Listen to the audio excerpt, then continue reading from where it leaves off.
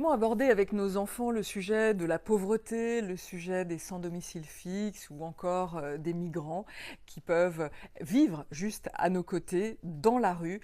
Les livres pour enfants sont d'une hypersensibilité sur tous ces sujets. Ils nous amènent à réfléchir et à essayer d'espérer pour nos enfants et avec nos enfants, à espérer un monde meilleur. Regardez, ça s'appelle L'ogre, l'arbre et l'enfant, un très bon livre qui est sorti. Vous allez le trouver dans une édition Flex, donc pour 5 euros chez Circonflex. Très joli livre où on découvre l'amitié qui va se tisser entre ce petit garçon que vous voyez ici et le personnage qui est là, qui lui apparaît au départ de façon fractionnée et qu'il appelle un ogre. Et puis des pieds tout doucement, il va monter un petit peu plus haut son regard et découvrir qu'il s'agit d'un homme sans domicile qui vit dehors et ensemble ils ont un arbre qui est planté là et la richesse de cet arbre c'est bien sûr des feuilles mais aussi la vie des oiseaux. En sortant de l'école, ce jeune garçon rejoint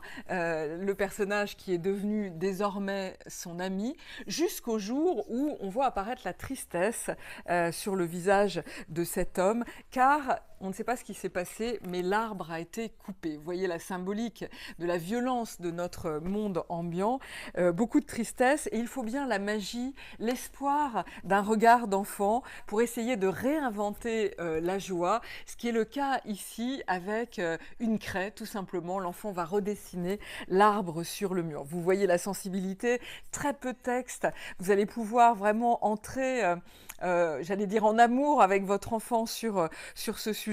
Et puis l'hiver arrive, l'ogre s'endort et dans le froid, à un moment donné, cet ogre qui est devenu son ami, eh bien disparaît lui aussi du square. Alors il est triste jusqu'au jour où l'enfant va trouver à ses pieds un bouton qui est par terre. C'est le souvenir de son ami de square.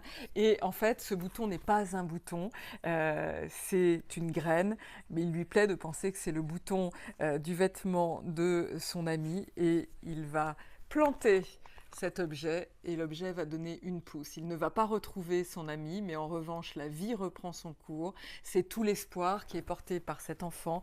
Très très joli livre, L'ogre, l'arbre et l'enfant. Ça va ?